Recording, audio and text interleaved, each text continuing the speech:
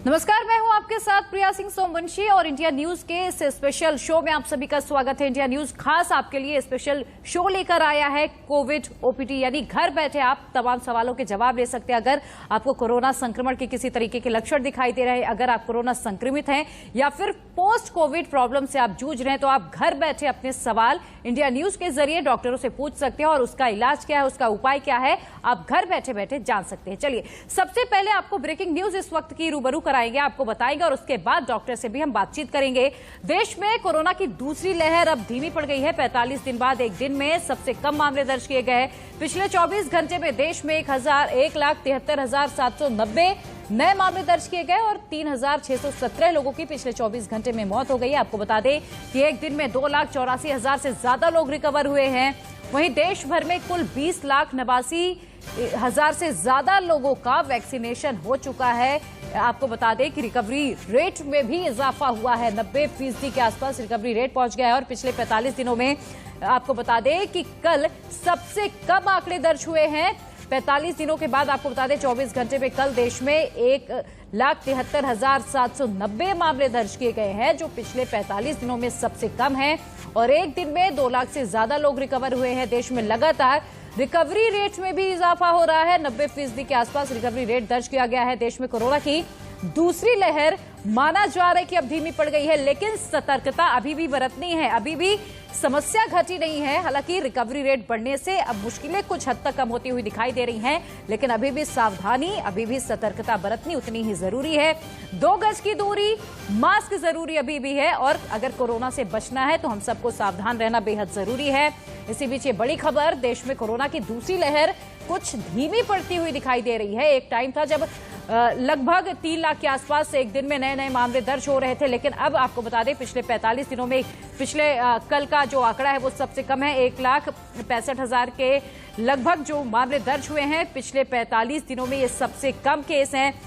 देश भर में कुल कल 20 लाख से ज्यादा लोग रिकवर हुए हैं और बीते 24 घंटे में कोरोना के आपको बता दें कि 2,84,601 लोग इससे रिकवर भी कर चुके हैं। और 45 दिन बाद एक दिन में आए सबसे कम आंकड़े भी जब दर्ज होते हैं, और ऐसे में उम्मीदें ये जताई जा रही है कि हो सकता है जिस तरीके से वैक्सीनेशन प्रोग्राम चलाया जा रहा है, जिस तरीके से एक दूसरे की मदद के लिए लोग आगे आ रहे हैं, हो सकता है कि आने वाले दिनों में कुछ हद तक कोरोना से लगाम लगाई जा सके। और इसी बीच राहत भरी ये खबर है कि रिकवरी रेट में भी इजाफा हुआ है। 90.80% के पास रिकवरी रेट पहुंच चुका है। इसी बीच ये भी समझ लीजिए, आंकड़े गवाही दे रहे हैं कि भीष्म दौर के बाद देश में संक्रमण की दर कम हो रही है। और इसी को देखते हुए दिल्ली, उत्तर प्रदेश कुछ ऐसे राज्य हैं जहां पर कोरोना कर्फ्यू जो पहले से जारी था उसमें कुछ ढील देने की तैयारी भी है। लेकिन इसी दौरान केंद्र सरकार के वैक्सीनेशन प्रोग्राम को लेकर लगातार सियासत भी गरमाई हुई है। पक्ष विपक्ष पर लगातार आरोप प्रत्यारोप का दौर चल रहा है। विपक्ष और खासतौर पर राहुल गांधी वैक्सीनेशन की रफ्तार पर सवालिया निशान लगा रहे हैं। और इन सबके बीच देश में ग्रामीण इलाकों में दहशत अब भी पहले की तरह बरकरार है। बिहार के कुछ हिस्सों से गांवों से पलायन की खबरें लगातार आ रही हैं और माना जा रहा है यहां पर स्वास्थ्य सुविधाएं बेहद कमजोर हैं। हालांकि इसी बीच राहत भरी खबर यह है कि संक्रमण की दर अब कुछ हद तक कम हो गई है। धीरे धीरे कुछ राज्यों में अनलॉक की तैयारी भी शुरू हो गई है। मध्य प्रदेश, छत्तीसगढ़, दिल्ली, ये ऐसे तमाम वो राज्य हैं जहां पर अब अनलॉक की प्रक्रिया भी शुरू होने वाली है। लेकिन इसी बीच वैक्सीनेशन पर सियासत लगातार गरमाई हुई है और गांवों में कोहराम मचा हुआ है, क्योंकि गांवों में लोगों में अवेयरनेस नहीं है। ऐसे में अगर किसी में कोरोना के संक्रमण होते हैं तो लोग घबराते हैं और अपना टेस्ट नहीं कराने जाते हैं, जिसके चलते धीरे धीरे एक से लेकर दूसरे लोगों में भी कोरोना बढ़ता जा रहा है। और गांवों में इसीलिए माना जा रहा है कि हालत बेहद खराब है। इसीलिए अगर आप में किसी तरीके के कोरोना के संक्रमण के लक्षण आपको नजर आते हैं, आपको सर्दी, जुकाम, बुखार जैसी कोई समस्या होती है, फिर आपका टेस्ट मिल जाता है, तो आपको समझना है कि ये आपके लिए खतरनाक हो सकता है, जानलेवा आपके लिए साबित हो सकता है। इसीलिए आपको लापरवाही नहीं बरतनी है। और इंडिया न्यूज आपके लिए ये अपना खास शो लेकर आया है। अगर आप डॉक्टर के पास नहीं जा सकते हैं, अगर आप घर पर हैं, घर पर ही खुद को आइसोलेट करना चाहते हैं, तो आप हमारे जरिए, इंडिया न्यूज के जरिए अपना सवाल सीधा डॉक्टर से कर सकते हैं। यहीं कोरोना वायरस की देसी वैक्सीन कोवैक्सीन के प्रोडक्शन और उससे अब तक हुए वैक्सीनेशन के आंकड़ों में ज्यादा अंतर होने से लगातार मामला उलझ गया है। कम से कम 4 करोड़ डोज का पता नहीं लग पा रहा है कि आखिर वह है कहां पर? इतनी डोजें बनी है तो फिर राज्य सरकार ये क्यों कह रहे हैं कि उनके पास पर्याप्त डोज नहीं है? क्या उसे जमीन निकल गई है या फिर आसमान खा गया है? अब दिक्कत इस बात की है कि इस वैक्सीन की दूसरी डोज के बीच अंतर रखने के लिए सरकार ने सिर्फ 28 दिन ही निर्धारित किए हैं और ऐसे में जिन लोगों की दूसरी डोज का समय आ गया है वो बेहद परेशान है। लेकिन कोवैक्सीन सेंटर में वैक्सीन नहीं होने का बोर्ड लगा हुआ है और इतने बड़े देश में मांग के मुकाबले में उत्पादन बेहद कम हो पाने की बात भी अब धीरे धीरे समझ में आ रही है। लेकिन दावों के मुताबिक जितनी वैक्सीन स्टॉक में होनी चाहिए वो क्यों नहीं है, ये भी बड़ा सवाल है।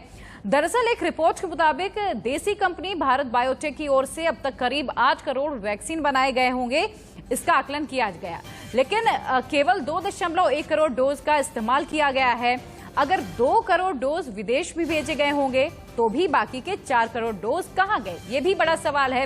रिपोर्ट में दावा यह भी किया गया कि इस्तेमाल और उत्पादन के आंकड़े मेल नहीं खा रहे हैं और इसी आंकड़ों को लेकर अब पेच फंस गया है विपक्ष। लगातार केंद्र सरकार पर हमलावर है कि अगर 8 करोड़ वैक्सीन की डोज बनाई गई तो आखिर वो गई कहां?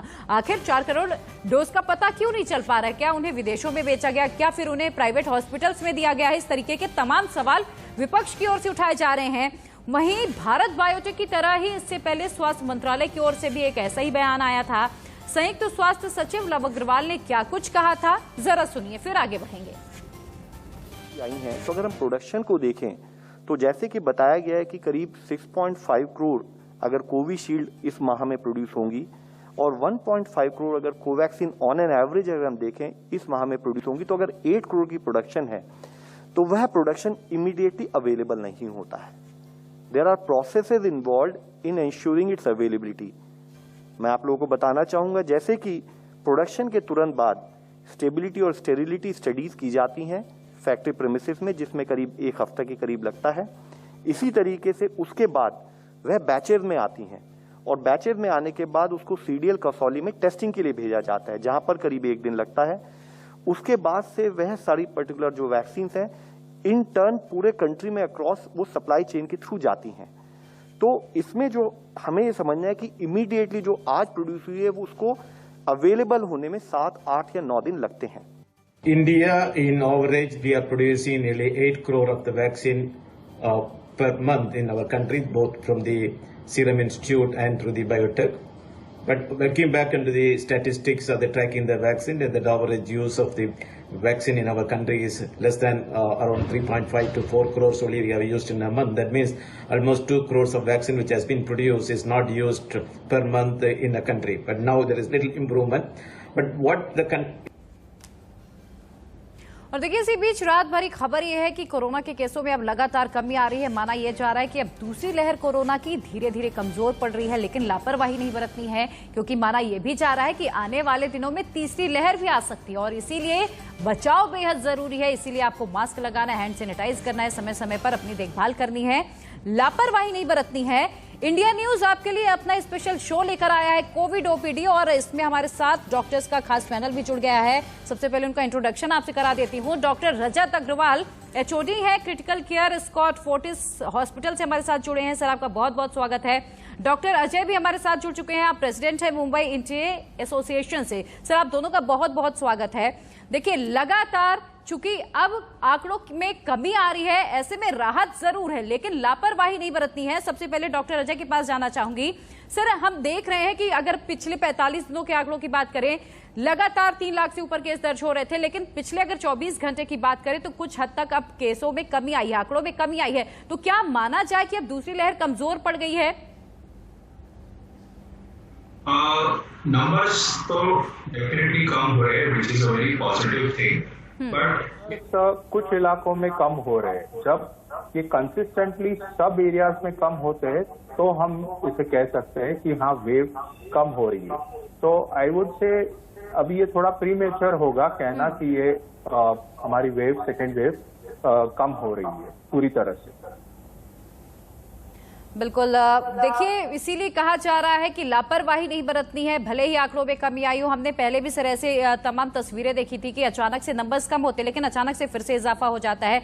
दूसरी लहर का किसी को भी अंदेशा नहीं रहा और माना ये जा रहा है कि तीसरी लहर आने वाली। क्या इससे बच्चे ज्यादा प्रभावित होंगे? इस तरीके की अफवाहें भी चल रही हैं।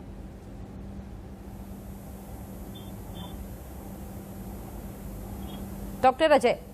हाँ, तो जब पहले वेव आई थी तो उस वेव में एल्डरली पॉपुलेशन या जो हम बोलते हैं जीरियाट्रिक पॉपुलेशन है वो ज्यादा अफेक्ट हुआ था और बच्चे उस वेव में लेस देन 1% अफेक्टेड थे। अब ये जब सेकेंड वेव आई है तो इसमें हमने देखा है कि जीरियाट्रिक पॉपुलेशन तो अफेक्ट हुआ ही है, बट साथ में यंग पॉपुलेशन भी काफी हद तक अफेक्ट हुआ है। और इस वेव में बच्चे हैं जो अप्रोक्सीमेटली 10 to 12% अफेक्ट हुए और ये वेव जैसे मैं बता रहा हूं कि अभी तक चल ही रही है। और जो तीसरी वेव आने का जो अभी जो जानकार बता रहे हैं तो इसमें क्या होने वाला है कि ज्यादातर अडल्ट पॉपुलेशन है वो हो जाएगा वैक्सीनेटेड, इम्यूनाइज, और जो नहीं है उनको शायद हर्ड इम्यूनिटी भी आ जाएगी। बट जो ससेप्टेबल पॉपुलेशन है वो बचेगा है वो पीडियाट्रिक पॉपुलेशन, जो ना इम्यूनाइज्ड है, जो ना एक्सपोज्ड है हर्ड इम्यूनिटी को। तो इस कारणों की वजह से ऐसे कह रहे हैं कि थर्ड वेव में पीडियाट्रिक पॉपुलेशन फर्स्ट टारगेट हो सकता है। जी बिल्कुल, इसलिए सावधानी बेहद जरूरी है। डॉक्टर रजत भी हमारे साथ जुड़े हुए हैं। डॉक्टर रजत, पहले कोविड आया, उसके भी सिम्टम्स नहीं पता चले और फिर जब दूसरी लहर आई हमने देखा कि अलग अलग यूके वेरिएंट, अफ्रीकी वेरिएंट, तमाम ये वेरिएंट्स आए और पता करना बेहद मुश्किल हो गया। अब जब ब्लैक फंगस आया, येलो फंगस भी आया, व्हाइट फंगस भी आया, ऐसे में किस तरीके के सिम्टम्स से हमें पता चल सकता है कि कैसे हम उसे डिफ्रेंशिएट कर सकते हैं कि ये ब्लैक फंगस है, ये व्हाइट फंगस है या येलो फंगस है, या लक्षण किस तरीके के होते हैं? देखिए, इसमें ऐसा है कि जो मेन बीमारी जो देखी जा रही है कोविड के बाद वो ब्लैक फंगस और मेडिकल टर्म्स में जिसको म्यूकोरमाइकोसिस कहा जाता है। ये बेसिकली आपके नोज और आपके साइनसेस जो आईज के पास होते हैं और आईज को इफेक्ट करता है। तो इसमें सबसे ज्यादा सिम्टम्स होते हैं सिर में दर्द होना, नाक भारी हो जाना, नाक से काला काला डिस्चार्ज आना, या देखने में एक तरफ आंख में दिक्कत होना, आंखों में लाली छा जाना। तो अगर ये, और साइनसेस के पास फेस पे थोड़ा सा स्वेलिंग आ जाना। तो अगर ये सब सिम्टम्स आ रहे हैं तो ये सजेस्ट करता है कि ये ब्लैक फंगस आपको रूल आउट करना चाहिए अपने डॉक्टर को सलाह मशवरा करके।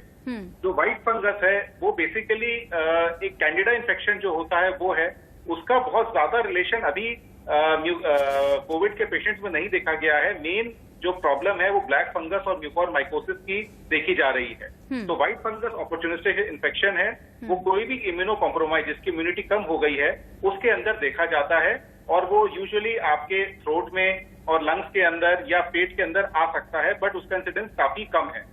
येलो फंगस का भी एक ही केस रिपोर्ट हुआ है, तो मेरे हिसाब से बहुत ज्यादा उसको लेके चिंता की बात नहीं है। जो मेन प्रॉब्लम जिसका भी एपिडेमिक की तरह से जो फैल रहा है वो म्यूकोरमाइकोसिस और ब्लैक फंगस है। बिल्कुल, लगातार चूंकि इंडिया न्यूज अपने दर्शकों के लिए एक पुल की तरह, एक ब्रिज की तरह काम कर रहा है और हमने खास शो ये अपने दर्शकों के लिए बनाया है, कोविड ओपीडी। तो हमारे कॉलर जुड़ चुके हैं विवेक मथुरा से। विवेक, आपका सवाल क्या है? डॉक्टर हमारे साथ मौजूद हैं, आप ले सकते हैं। सर, HIV मरीज की CD4 220 है, तो क्या वो कोरोना वैक्सीन ले सकते हैं? डॉक्टर अजय। तो इनका CD4 काउंट है वैसे कम, बट आई थिंक ये सवाल ज्यादा डॉक्टर रजत बेहतर आंसर कर पाएंगे, वो मेडिकल फ्रेटर्निटी से है। जी जी। हाँ, सो CD4 काउंट बताया, मैंने ढंग से सुना नहीं। CD4 विवेक एक बार आप अपना सवाल फिर से दोहरा दें। हम HIV पेशेंट का CD4 220 है, तो क्या वो कोविड वैक्सीन ले सकते हैं? देखिए, CD4 काउंट 220 तो काफी कम है, तो इसमें आप ऑलरेडी इम्यूनो कॉम्प्रोमाइज्ड हैं। सो ऐसे केस में आपका जो HIV स्पेशलिस्ट जो हैं, जो आपका ट्रीटमेंट कर रहे हैं, आई थिंक आप उनसे कंसल्ट करके ही ले सकते हैं, क्योंकि आइडियली लेने में कोई दिक्कत नहीं है। बट मैं सलाह ये दूंगा कि जो भी आपके ट्रीटिंग फिजिशियन है, ट्रीटिंग कंसल्टेंट है, उनसे आप जरूर बात करिए, but otherwise you can take the vaccine. Vivek, हम उम्मीद करते हैं कि आपको आपके सवाल का जवाब मिला होगा। डॉक्टर रजत, एक अफवाह इन दिनों बहुत ज्यादा गर्म है कि अगर आपको कोई बीमारी है या आपको बुखार है, स्पेशली हम जिस पर बात करने से अमूमन बचते हैं, अगर आप पीरियड्स में हैं महिलाओं के लिए, तो आप वैक्सीन ना लगवाएं। कहा जाता है कि इस वक्त आपकी इम्यूनिटी कमजोर हो जाती है, तो मैं चाहूंगी इसे आप बिल्कुल क्लियर करें। देखिए, ऐसा है कि वैक्सीन, अगर आपको एक्टिव फ्लू के सिम्टम्स हैं, फ्लू के सिम्टम्स का मतलब बहुत खांसी है, बुखार है, जुकाम है, सो यस, उन दिनों आप वैक्सीन लगाना अवॉइड करें।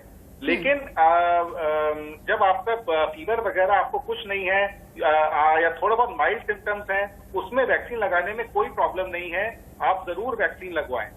अगर आप कोविड से रिकवर कर चुके, आपको कोविड हुआ है, आप कोविड से रिकवर कर गए हैं, so as per the current Indian government guideline आप उनको 3 महीने के अंदर लगवा सकते हैं। तो मेरे हिसाब से अगर माइल्ड सिम्टम्स हैं तो आप जरूर उस vaccine is not a contraindication and you should go ahead and take the vaccine right away, because vaccine लगवाने से जो फायदा होगा वो बहुत ज्यादा है बनिस्बत जो उसका नुकसान है, which is very very less, only 0.01%।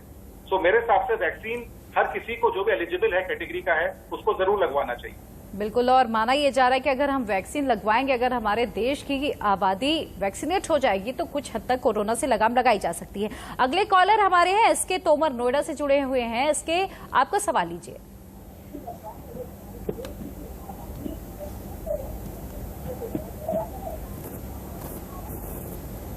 SK Tomar, आप मुझे सुन पा रहे हैं? हेलो जी जी, एसके तोमर, आपका सवाल क्या है? आप अपना सवाल लीजिए। हाँ, हेलो मैडम, मेरा सवाल है जी। हाँ मैडम, हेलो जी जी, आप अपना सवाल लें। हाँ, मेरा सवाल ये है कि मैं डायबिटिक हूँ और मेरी एज 61 है, क्या मुझे म्यूकर का खतरा है? जी, इसका जवाब मैं डॉक्टर अजय से जानना चाहूंगी। तो तोमर साहब, ये एक बहुत ही कॉमन सवाल या डाउट जो है बहुत पेशेंट्स के दिमाग में आता है। तो पहले जानना ये जरूरी है कि ये म्यूकोरमाइकोसिस सभी को नहीं होता है, जिसकी इम्यूनिटी अच्छी होती है उसको नहीं होता है। हाँ, कुछ हाई रिस्क ग्रुप्स है जो बोलते हैं उनको होता है। तो सबसे पहले कोविड, जो पेशेंट्स को कोविड हुआ है, जो पेशेंट्स डायबिटिक है, जिनकी शुगर बहुत हाई है, उनका जो ग्लाइसेमिक कंट्रोल है वो खराब रहा हो, या उनको स्टीरॉइड्स दिया गया था, तो ये हाई रिस्क पेशेंट्स है। प्लस जिनको ऑक्सीजन थेरेपी मिली है, जो वेंटिलेटर्स पे थे, ये पेशेंट को म्यूकोरमाइकोसिस होने के चांसेस होते।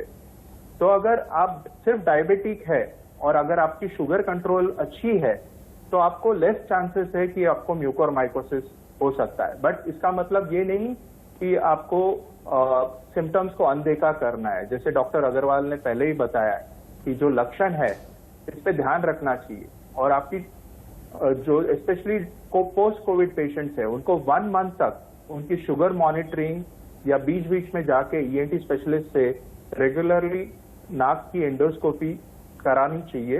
तो अर्ली स्टेज में हम ये ब्लैक फंगस को डायग्नोज कर सकते हैं और इसका इलाज अच्छे से हो सकता है। बिल्कुल, चलिए आगे बढ़ेंगे।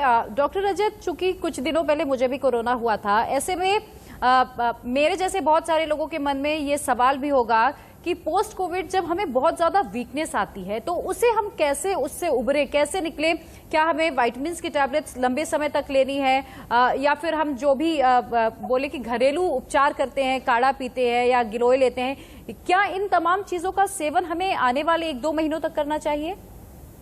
देखिए, इसमें ऐसा है कि कोरोना वायरस एक तरह का सीवियर वायरल इन्फेक्शन है, और कोई भी वायरल इन्फेक्शन जब होता है तो उसके बाद वीकनेस वगैरह आना बहुत लाजमी है। और ये आजकल हम काफी देख रहे हैं कि जो पेशेंट जब कोविड से रिकवर कर जाते हैं, वीकनेस उनके अंदर काफी समय तक परसिस्ट कर रही है। तब कभी कभी 3 से 4 हफ्ते तक आदमी को काफी कमजोरी महसूस होती है। तो उसके लिए ट्रीटमेंट एज सच मेरे हिसाब से कोई बहुत ज्यादा दवाइयां लेने की जरूरत नहीं है। आप अपना normal healthy food, balance food खाएं, आप डीप ब्रीदिंग एक्सरसाइजेस करें, अगर हो सके तो थोड़ा योगा वगैरह की एक्सरसाइजेस करें और अपना रिलैक्सेशन रहे, माइंड को फ्री रखें.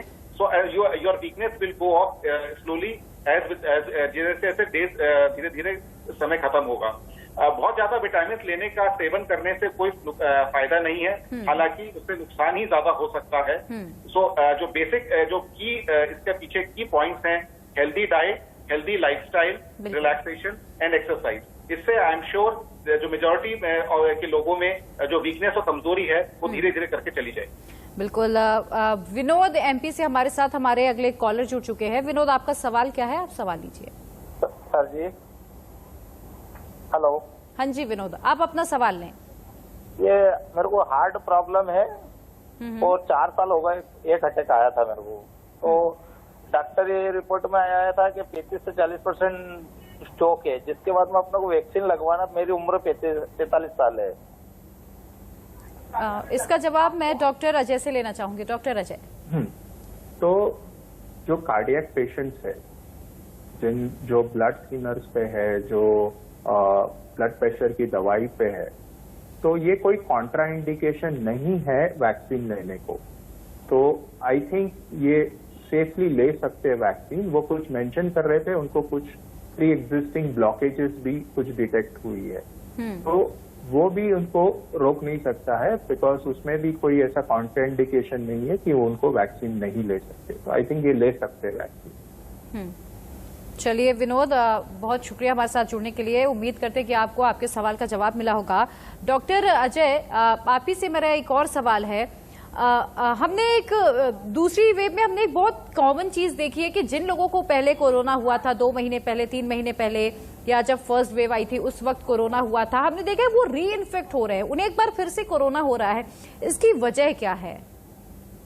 तो इसका प्रमुख कारण है कि ये जो वायरस है ये म्यूटेट होता है. तो अगर आपको पहले वेव में हुआ रहेगा तो आपको जो सेकेंड टाइम हो रहा है वो इतना घातक या सीरियस नहीं है, बट पहला वाला जो इन्फेक्शन वो आपको पूरी तरह से प्रोटेक्शन नहीं दे पा रहा है. जैसे वैक्सीन लेने के बाद भी पेशेंट्स इन्फेक्ट हो रहे, तो ये आपको एक लेवल तक प्रोटेक्शन दे रहा है, बट ये आपको लाइफ लॉन्ग जो इम्यूनिटी बोलते हैं फुल प्रूफ, वो नहीं दे रहा है. तो मेरा जानना है कि ये जो वायरस म्यूटेट होता है, वो नई स्ट्रेन जब आप एक्सपोज होते हो और जो आपकी बॉडी इससे जीत नहीं पाती, तो आप इससे इन्फेक्ट हो रहे हो. बिल्कुल. संजीव मुंबई से हमारे साथ हमारे अगले कॉलर जुड़ चुके हैं. संजीव, आपका सवाल क्या है? आप सवाल लीजिए.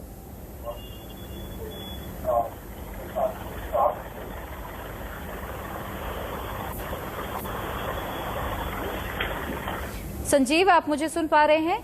हाँ जी, मैं सुन रहा हूँ. जी जी संजीव, आपका सवाल क्या है? मेरा सवाल मैम ये डॉक्टर से पूछना है कि जिन लोगों को कोविड आके थोड़ा टाइम पहले गया है, अब 2-3 महीना पहले, लेकिन उनका अभी भी जो क्या बोलते हैं सीआरपी जो है वो अभी भी 8, 10, 12 दिखा रहा है या 20 दिखा रहा है, वो क्या कोविड वैक्सीन ले सकते हैं? दूसरा सवाल ये है कि जिन लोगों को लो पल्स रेट है, 60 से कम है, 50-52 के आसपास है, क्या, और उनका बाईपास हुआ है, क्या वो कोवैक्सीन ले सकते हैं? मेरे ख्याल से डॉक्टर रजत इसका बेहतर जवाब दे पाएंगे. डॉक्टर रजत. तो देखिए, ऐसा है कि अगर आपको पहले कोविड हुआ है 1-2 महीना पहले और आपका सीआरपी जब वैल्यूज हाई आ रही हैं, वो मार्कर है बॉडी में इन्फ्लेमेशन और स्वेलिंग का. सो एज लॉन्ग एज आपका ऑक्सीजन लेवल ठीक है, आपको कोई सांस की दिक्कत नहीं है, आप आराम से अपना नॉर्मल लाइफस्टाइल जी पा रहे हैं, सो मेरे ख्याल से उन लैब वैल्यूज के पीछे जाने की कोई जरूरत नहीं है. You should not get yourself tested. बार टेस्ट कराने की भी जरूरत नहीं है और आप अपना धीरे धीरे नॉर्मल लाइफस्टाइल रिज्यूम करिए. पहली चीज तो ये.